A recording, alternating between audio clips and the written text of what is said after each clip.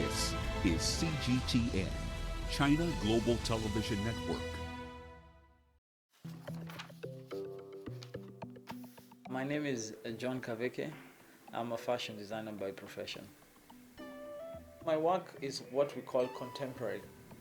It is made for someone who can fit in almost anywhere. I know the belief, people say that designers are not accessible. They really need to market themselves more. They haven't done that. Designers are not affordable. Fashion doesn't have to be expensive. For me, my priority is to be with people rather than being up there and there alone in the air.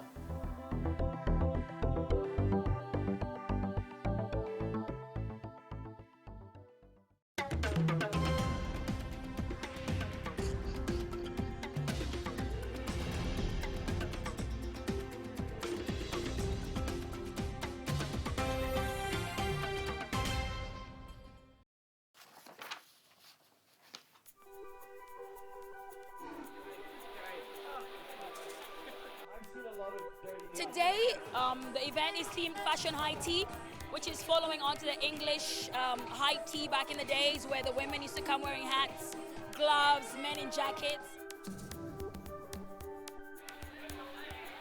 Come to this function, guys are really dressed up, they put on their hats, they're wearing the best outfits, carrying the best bags. I'm wearing Design by X Factor, and then of course I'm wearing a Louis Vuitton bag. I like Gucci ready-to-wear clothes. I love Gucci. This is my own design. I personally designed it. It's Nairobi Kanga. To tell you the truth, I saw the ad and they required a jacket, so I got one of my work jacket. I don't have one particular dress, and I don't think style can be defined as how you feel, how you want to dress, and not caring what anybody else thinks. It's an expression of your individuality.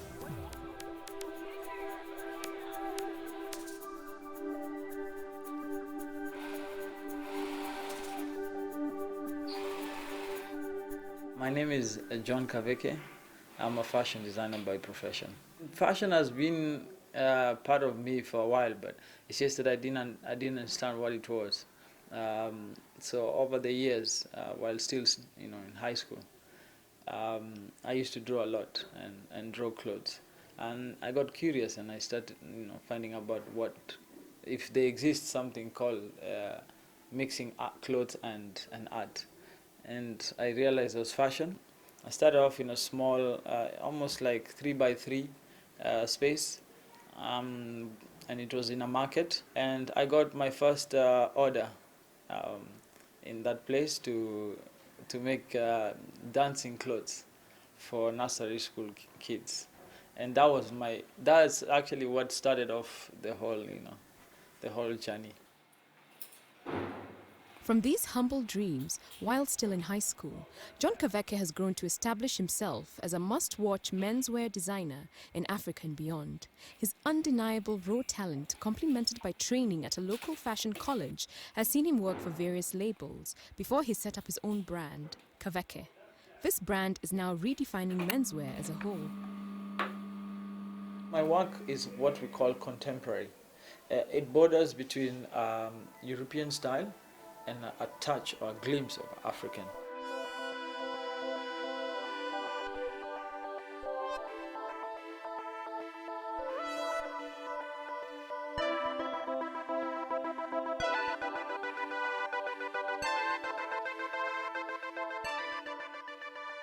So that is what my fashion is.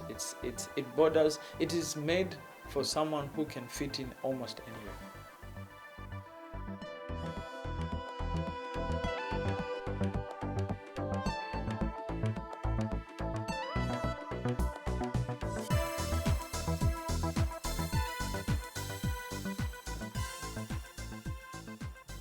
I was doing women's stuff, and I got to a point where I wanted a challenge.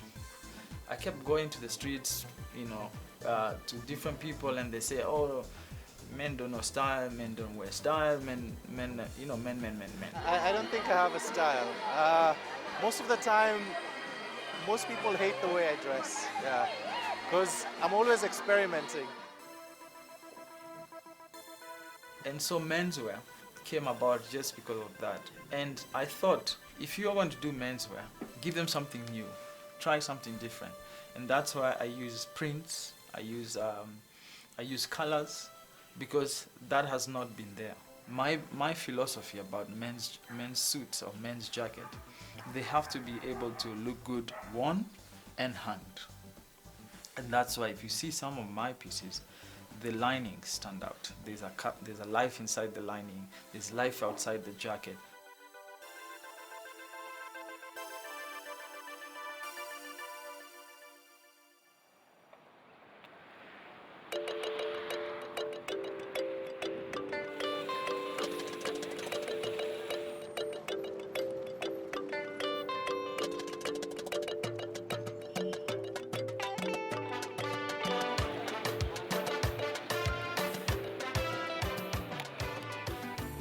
We are now in the heart of Nairobi, the city center. I call Nairobi the small New York.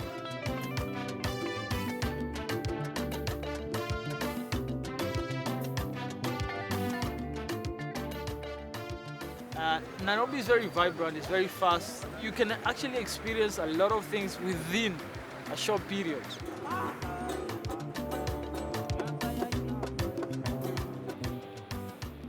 Now at the forefront of fashion design in Kenya, John Kaveke has over the last 10 years seen trends change in his capital city of Nairobi. What does he see as the influence of what people are wearing around him? The scenes in Nairobi have tremendously changed in terms of how people dress. Having been in the industry for over 10 years, I have seen the transformation. Of course, because one, the globe has become one home. There's a lot of influence. Nairobi fashion and style is versatile. It's cosmopolitan, it's African, it's ethnic, it's fusion, Asian, it's everything. Afropolitan.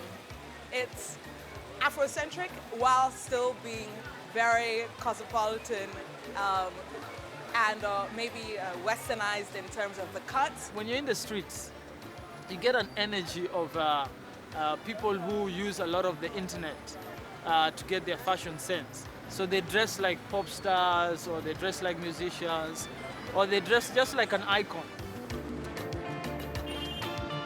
We've got a lot of American influences, a lot of English influences. So we wear whatever it is that is trendy around the world. We really try to copy. Nairobi fashion really tries to copy a lot on what they see on television. The other thing that has allowed us to be the way we are is also the introduction of small businesses, which we call the stalls in Kenya. The stalls have allowed people to import stuff from China, Thailand. Even the people who are now importing these things are aware of fashion. They are aware of what is selling. So when they import and bring it here, they influence people to dress in that way because that's what's in the market, and that's what they offer. But of course, there's the other media that we don't think about very much, which is the second-hand market. Because of the availability, because of the accessibility, then you get a chance to buy stuff that you only see in the magazines, on the TV, because you can afford it. I love second-hand clothes. And also, fashion doesn't have to be expensive. You can mix expensive with really cheap. And we're really lucky that some of those second-hand clothes are actually designer clothes coming from Europe and America. Some people don't like it. They don't like the fact that we're doing that instead of promoting local fashion. But I think to some point it has to be done because it's affordable and it's different from what is available locally. I love second-hand clothes, especially in Kenya, because when you buy a piece, then you can be sure it's going to be unique. You're going to be sure that there's a really 1 in like 500 chance where someone else finds the same piece. So I do love second-hand clothes. I would say pretty much about maybe 70%, this is me, 70% of what you see in Nairobi is second-hand stuff.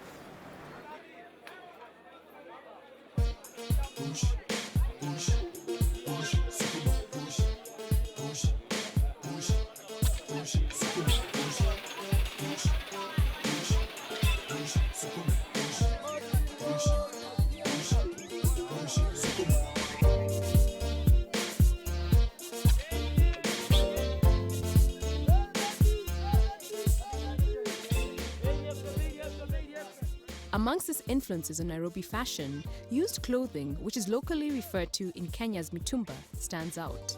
One cannot have a conversation about fashion in Africa without talking about mitumba, Kenya's used clothing industry. It's loved by some for its affordability and accessibility, but not others who blame it for the lack of a vibrant local textile and fashion industry. The used clothing trade is bustling in Kenya, driving fashion as well as employment in the informal sector.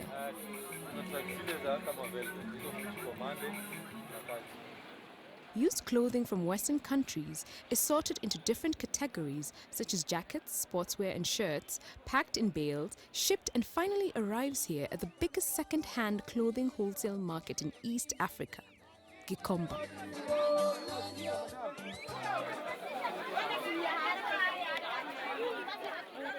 Jane Damaris makes a living through selling second-hand clothes, and for the last 10 years, she has been making her way to Gikomba market every morning to source for garments to resell at her shop.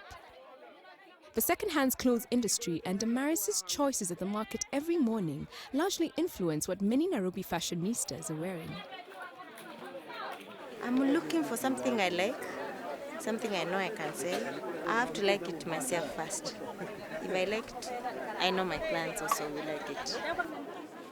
Even second-hand clothing attracts different classes for both sellers and buyers. At the Gikomba market, mitumba is often divided based on quality and type. When a bale is opened, a veteran trader like Damaris gets first choice, the best of the bale. In market lingo, this is referred to as camera.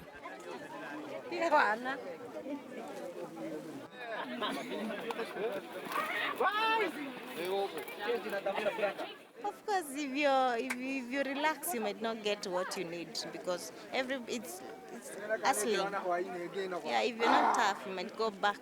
You might go home without anything.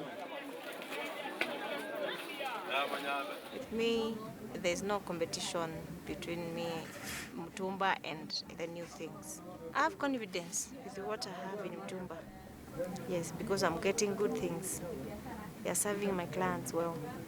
So why should I worry about my competitor? No. While Damaris sees no competition between mitumba and new items of clothing, her business, which greatly defines local fashion, however poses a threat to designers like John Kaveke. With the easy availability of cheap, fashionable, second-hand clothes, the reality is that not many are wearing designs created by local fashion designers like him. Yes, it is competing in a certain level because what it means is that when there is more of the second-hand stuff available, it means more people are moving away from ready-made or making outfits to go to the mitumba. Now someone like me has to design a level ahead. I have to think harder so that mitumba doesn't compete with me.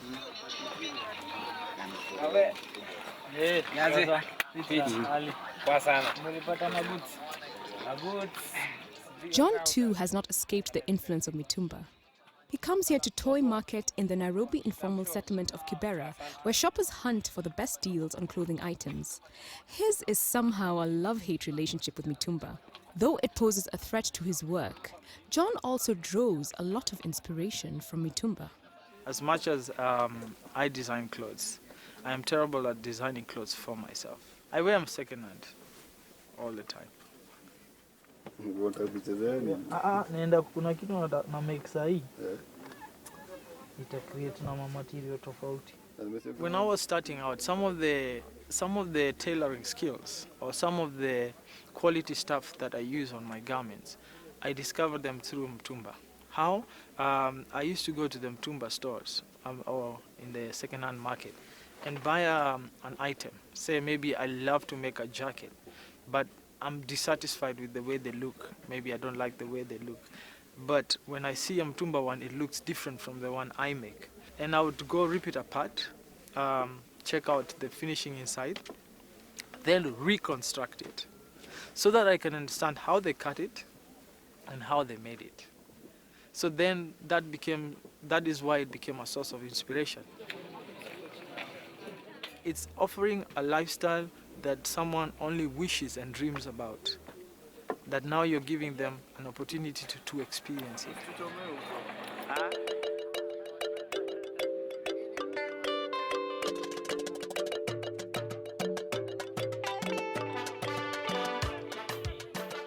After muscling her way through the multitude of traders in the market every morning, Damaris makes her way to her shop in upmarket Westlands, where the price of clothing purchased from the market hours before can easily double or triple. Prices vary depending on the target market, and in upmarket areas, unlike places like Gikomba and toy markets, mitumba can be relatively pricey for similar items of clothing.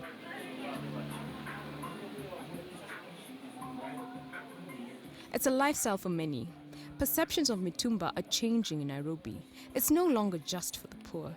Now everyone, the rich, the poor, the famous, even foreigners, buy mitumba clothing, whether or not they like to admit it. The fitting here, it's very nice. And the way I find it hard to find dresses that fit me like this. My name is Geraldine, and I'm a lawyer. I love shopping here, first of all, because I like second-hand clothes because they are very unique, and it's not easy to find somebody wearing the same thing, and also the quality is very, very good, and the prices for sure.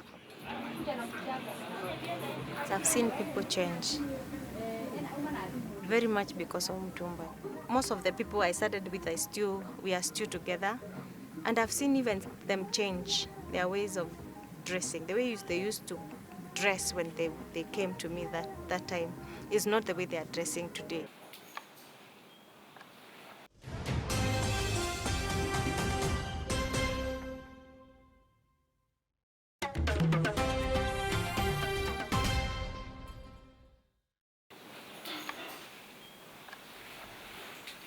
So a lot of people, when they come, the expectations are very high in terms of where I work from, who works for me, how big is my studio, and when they come and find it's a reasonable size for me,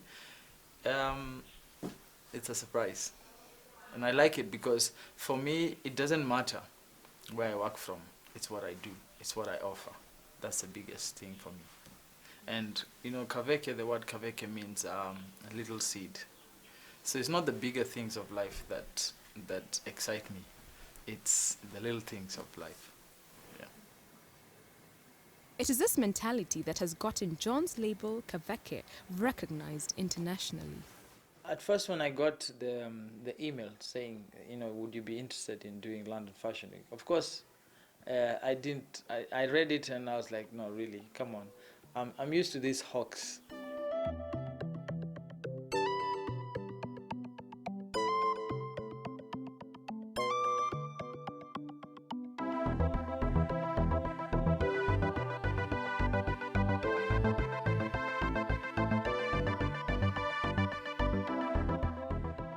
It was special in the sense that, first of all, Kenya is not a fashion capital.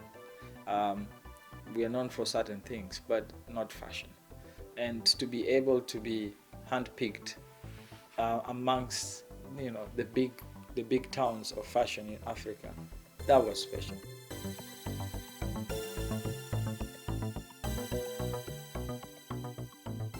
History is the core of Kaveke's fashion, and for his Spring-Summer 2012 collection at London Fashion Week, he used the traditional kanga.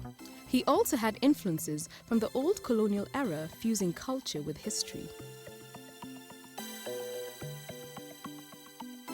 The collection dubbed Askari Kanga, referring to the native police forces in East African territories dating back to the 19th century, saw tailored jackets for men with Kanga accents on the inner leg and back sleeve.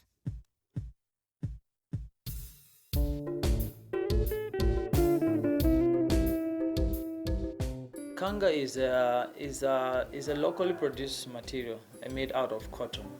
Now, a kanga cannot be a kanga if it doesn't have the saying.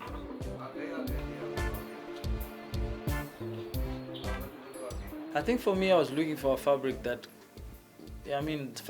can be considered Kenyan.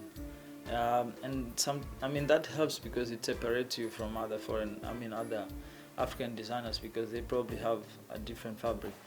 The whole collection had a story to tell, so they had to be consistent in the look and the style or the pattern.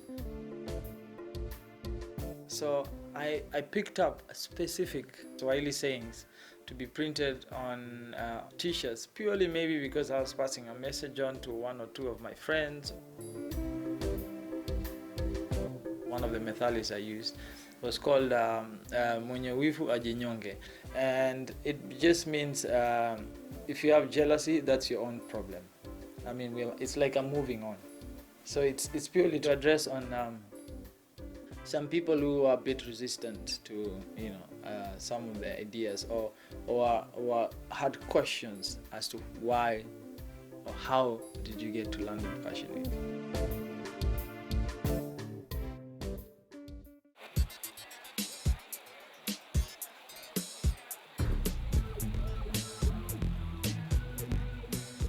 While such fashion events promote local fashion on the runway, it's a different story off the runway on Nairobi streets. Few people wear local designs on a regular basis. While John's designs are famous on international runways, locally he does not have the popularity he would want, and it's not only Mutumba that is to blame.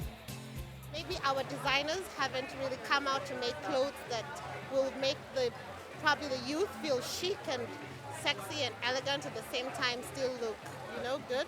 Right now you're more onto the classic casual, so you want to look a bit not too dressed up and a bit semi-casual. And I think the African designers are struggling a bit with that.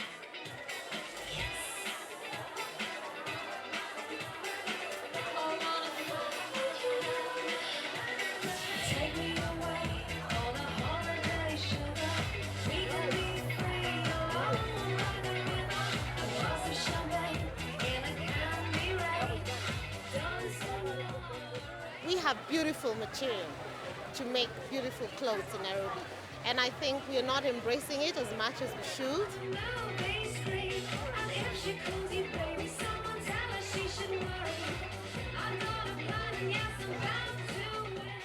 Local designers are yet to be brought so much out there. They really need to market themselves more. They haven't done that yet. They haven't marketed themselves more. I think they need to market themselves more. And also, secondly, people tend to think it's expensive.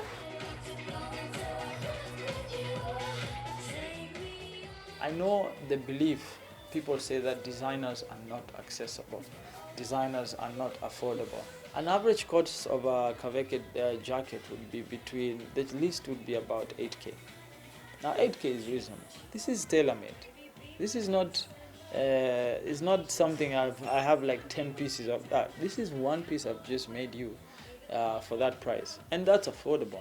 If you look at a jacket, a man's jacket, if you go to a store, you're looking at a suit for maybe about, the least you'd get is like 15K.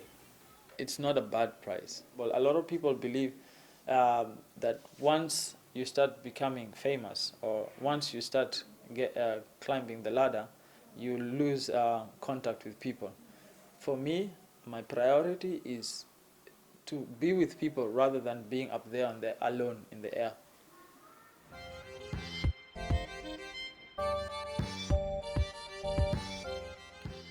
While Mitumba may be a fashionable, cheap bargain for many people, critics say it hurts Kenya's struggling textile industry. The textile industry's collapse in the 1980s had a visible impact on both the economy and culture of Kenya. The textile sector and its production of kanga and kitenge had once been the focus of the country's economic development policy, as well as its cultural strategy to develop a symbol of Kenyan identity. Kanga and kitenge, relatively inexpensive, colorful printed cotton fabrics, communicate feelings, traditions, and cultures through various colors, patterns, and design symbols. This is one of the stores I buy fabrics. Right now, I do a lot of corduroy, which is this. I do a bit of linen, and I use chiffon or organza. This is because I do a lot of Victorian style inspired collection. So whenever I'm doing elaborate pieces, then I use stuff like organza. Me, I prefer this for a man. This brown and the beige. If you don't have, for example, like the textile fabrics that define you, then you're just like any other person. Even having had, kanga being produced here, it still lacks variety, and so it kills an idea that I may have. Yeah, you can make a combination. No, not that Me, one. I like to put different colors. Me, I like The lack of kanga and kitenge production damages the cultural identity of Kenya. For designers like John, it means a lack of variety of locally printed textiles, limiting his design ideas. Linen. But this is another type. We have lost our identity in the sense that we are now embracing more of the foreign fabrics. We have forgotten what we have. We do have all these resources. We do grow cotton in Kenya, but we export it rather than using it here.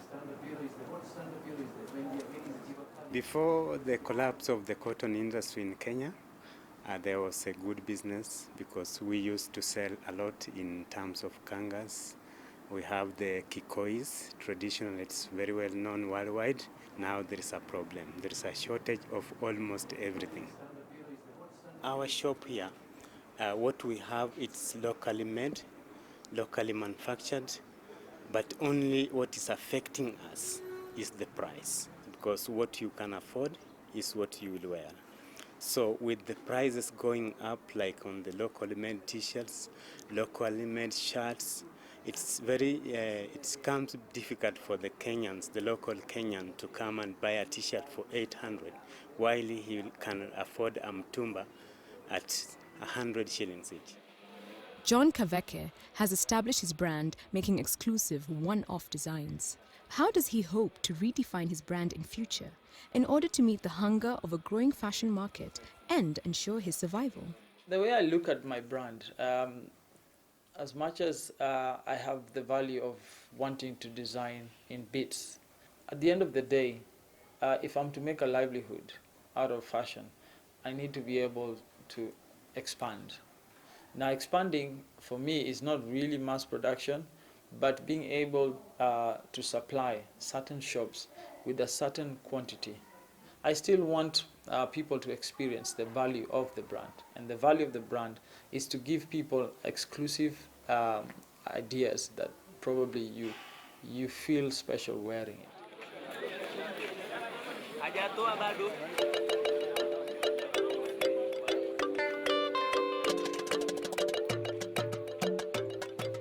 If the problem is indeed that the younger generations do not want to wear outdated traditional attire, but instead crave for the sort of sophistication and modernity promised in the pages of American and European magazines, many will continue turning to the culture of used clothing in a quick attempt to fill these fashion desires. Aware of these challenges, John Kaveke now realizes his designs have to be a cut above the rest for his survival. When I look at it from a different perspective, I think it's for us designers to offer quality and sustainable items. Why people go to mtumba is purely because one, it's affordable. Two, it's you probably won't get a copy of that, and three, it's easy access.